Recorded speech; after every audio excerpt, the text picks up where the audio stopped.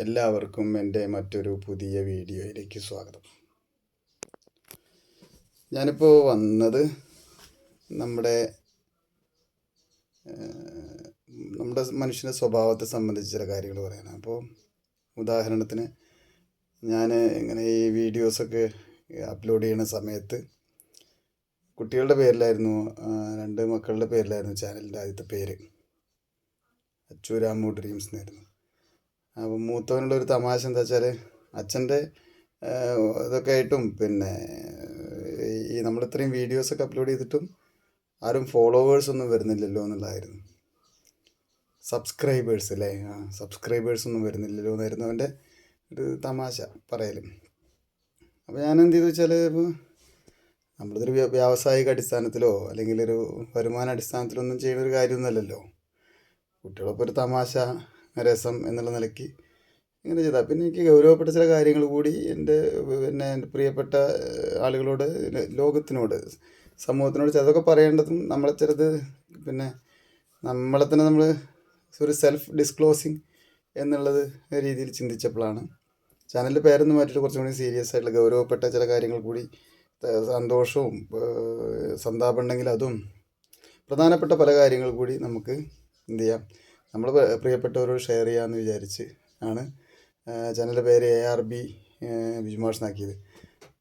അപ്പോഴും അവൻ പറഞ്ഞു ആരും ഫോളോവേഴ്സൊന്നും കൂടിയിട്ടില്ല എന്നൊക്കെ പറഞ്ഞിട്ട് തന്നെ തമാശയാക്കി. കുഴപ്പമില്ല, അത് നമ്മളെന്താ വെച്ചാൽ, ഇപ്പോൾ ഞാൻ ഹയർ സെക്കൻഡറി +1 പിന്നെ അഡ്മിഷൻ നടക്കുന്ന സമയത്ത് ഞാൻ സെക്കൻഡ് ലാംഗ്വേജ് ഹിന്ദി പഠിപ്പിക്കുന്ന മാഷാണ്. അപ്പോൾ ഞങ്ങൾക്ക് മലയാളം, അറബിക്, ഹിന്ദി, സാൻസ്ക്രിറ്റ്, അതിന് കുട്ടികൾ വേണമല്ലോ. അപ്പോൾ ഈ കുട്ടികളെ തന്നെ നമ്മളിങ്ങനെ എന്ത് ചെയ്യും, ഹിന്ദി എടുത്തോ എന്നൊക്കെ പറഞ്ഞിട്ട് സോപ്പിട്ടിട്ട് നമ്മൾ പിടിക്കും, സന്തോഷിപ്പിച്ചിട്ട് അങ്ങനെ ഹിന്ദി ആക്കും. അങ്ങനെ ഒരു ഇത് പോലൊന്നും ഇപ്പോൾ ഇതിലാൾ നമുക്ക് എടുക്കാനൊന്നും കഴിയില്ല, വിളിച്ച് സോപ്പടിച്ച് കൂട്ടാനൊന്നും കഴിയില്ലല്ലോ. നമ്മൾ ജെനുവിനാണെങ്കിൽ നമ്മളെ ഇഷ്ടപ്പെടുന്നവരുണ്ടെങ്കിൽ നമ്മൾ ഫോളോ ചെയ്യും, അത്രയേ ഉള്ളൂ. അല്ലെങ്കിൽ സബ്സ്ക്രൈബ് ചെയ്യും, ഇഷ്ടപ്പെടുകയാണെങ്കിൽ ലൈക്ക്, അതൊക്കെ ഉള്ളൂ. അതിനങ്ങനെ കാണുന്നുള്ളൂ. ജെനുവിൻ അല്ല, അല്ലെങ്കിൽ കണ്ടൻ്റ് ഇല്ല, എന്തൊരു മനുഷ്യൻ ഇത്രയും പ്രായമായിട്ട് ഇയാൾക്ക് വേറെ പണിയൊന്നും ഇല്ലേ തോന്നുന്നവർ അവഗണിക്കും. അതൊന്നും അവഗണിക്കുന്നതും പരിഗണിക്കുന്നതും ഒരേപോലെ കണ്ടാൽ മതി, വലിയ കുഴപ്പമൊന്നുമില്ല, അതുകൊണ്ട് പ്രശ്നമില്ല.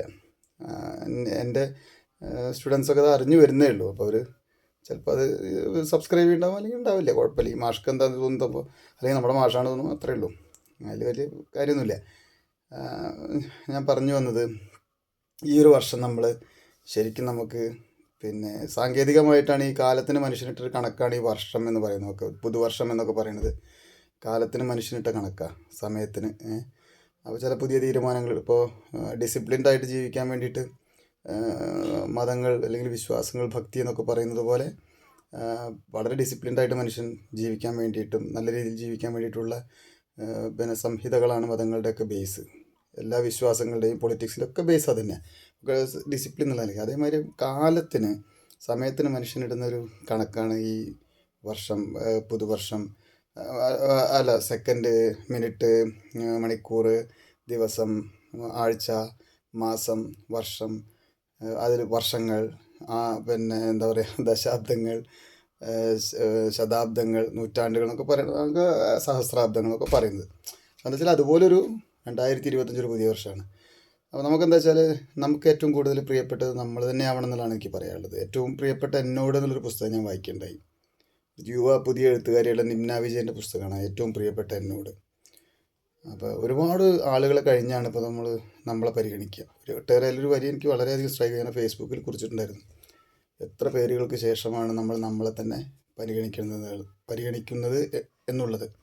അപ്പോൾ ഞാൻ പറയണത് എന്താ വെച്ചാൽ, ഏറ്റവും പ്രിയപ്പെട്ടത് നമുക്ക് നമ്മൾ തന്നെ ആവണം എന്നാണ് ഈ പുതുവർഷത്തിൽ എൻ്റെ പ്രിയപ്പെട്ടവരോട് പറയുന്നത്. എന്നൊരിത് പൂർണ്ണമായിട്ടും സെൽഫിഷ് ആവണം, നമ്മുടെ ബാക്കിയുള്ളവരൊക്കെ അവഗണിക്കണം എന്ന രീതിയിലൊന്നല്ല പറയുന്നത്. പക്ഷേ ഏറ്റവും പ്രിയപ്പെട്ടത് നമുക്ക് നമ്മൾ തന്നെ ആവണം എന്നാണ് പറയാനുള്ളത്. നമുക്ക് നമ്മളുണ്ടെങ്കിലേ നമ്മുടെ ബാക്കിയുള്ളവർക്കും നമ്മളുണ്ടാവുള്ളൂ, അല്ലേ? നമുക്ക് നമ്മളുണ്ടാവണം ആദ്യം.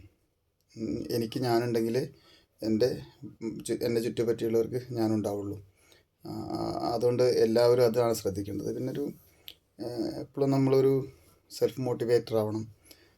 സ്വയം നമ്മളെ മോട്ടിവേറ്റ് ചെയ്തുകൊണ്ടിരിക്കണം. ഒരുപാട് പ്രശ്നങ്ങളും വിഷമിക്കാനൊക്കെ ഒരുപാട് സാഹചര്യങ്ങൾ നാലുപാടും ഉണ്ട്. അപ്പോൾ അത് നമ്മൾ സ്വയം മോട്ടിവേറ്റർ ആവുക എന്നുള്ളതാണ് അതിനെ സംബന്ധിച്ച് മറ്റൊരു കാര്യം പറയാനുള്ളത്, ഇതൊന്നും ടിപ്സൊന്നും പറഞ്ഞു തരാൻ ഞാൻ ആളല്ല കേട്ടോ. ഞാനൊരു ഇങ്ങനെ പ്രൊഫഷണൽ മോട്ടിവേഷൻ കാര്യങ്ങൾ പറയുന്ന ആളുമല്ല. ഞാൻ അങ്ങനെ വെറുതെ എനിക്ക് തോന്നിയ ചില കാര്യങ്ങൾ പറയാമെന്ന് മാത്രമേ ഉള്ളൂ. എനിക്ക് ലോകത്തിനോട് പറയാൻ എനിക്ക് ഇങ്ങനെ അല്ലാതൊരു മാധ്യമം വേറില്ല. പിന്നെ എൻ്റെ സ്കൂളിൽ എൻ്റെ കുട്ടികളാണ്, അവരോട് ഞാൻ പറയാറുണ്ട് ഇങ്ങനെയുള്ള കാര്യങ്ങളൊക്കെ. ഏറ്റവും അവനവനെ നമ്മൾ തന്നെ മോട്ടിവേറ്റ് ചെയ്തുകൊണ്ടിരിക്കണം. ഇൻസൾട്ടുകൾ വരും, അത് ഇൻവെസ്റ്റ്മെൻ്റ് ആയിട്ട് എടുക്കണം.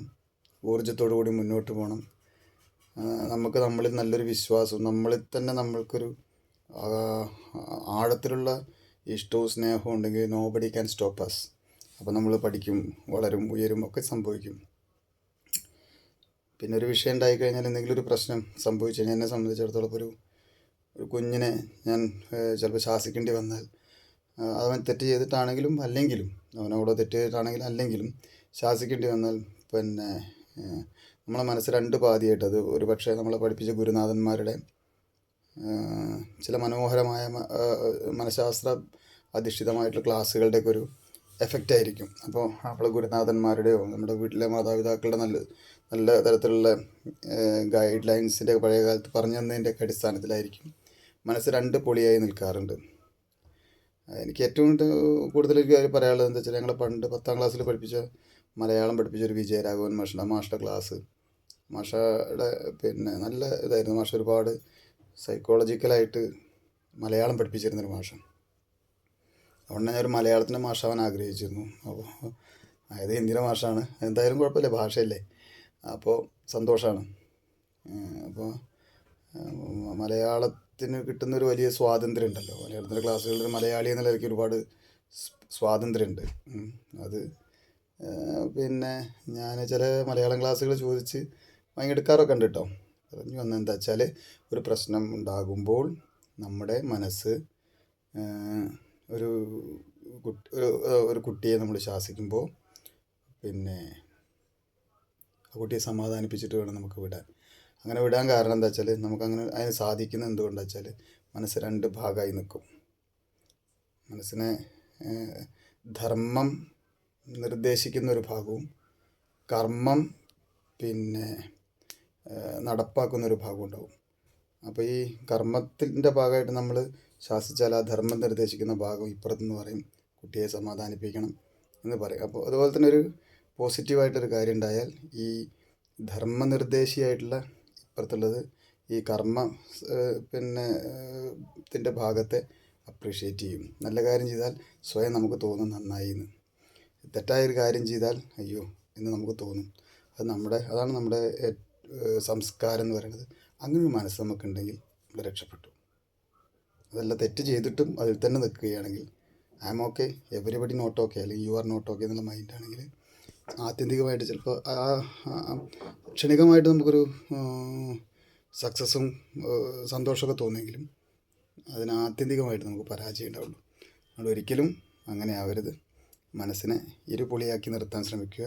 തെറ്റ് പറ്റുമ്പോൾ അത് തിരുത്തുക എന്നുള്ളത് പറയാനുള്ളൊരു മനസ്സിൻ്റെ പൊളി. വേറെ പുറത്തുനിന്ന് ആരും ചിലപ്പോൾ നമ്മൾ പറഞ്ഞൊന്നും വരില്ല.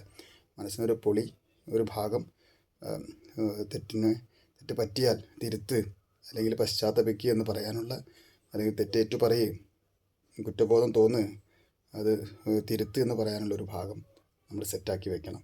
അത് നമ്മുടെ വായന, അതുപോലെ നല്ല നല്ല മോട്ടിവേഷണൽ ചിന്തകൾ, ക്ലാസ്സുകൾ, നല്ല അധ്യാപകരുടെ ക്ലാസ്സുകൾ, പിന്നെ മാതാപിതാക്കളെ നമ്മൾ നല്ലോണം ശ്രദ്ധിക്കണം. നമ്മൾ അച്ഛൻ്റെയും അമ്മയുടെയും പിന്നെ ഇടപെടൽ കുട്ടികളെ സ്വാധീനിക്കും, ക്യാരക്ടർ കുട്ടികളെ സ്വാധീനിക്കും. അപ്പോൾ അതും പാരൻസ് ആയിട്ടുള്ള ആളുകൾ ഒക്കെ ശ്രദ്ധിച്ച കുട്ടികളൊക്കെ ഉഷാറായി വരും.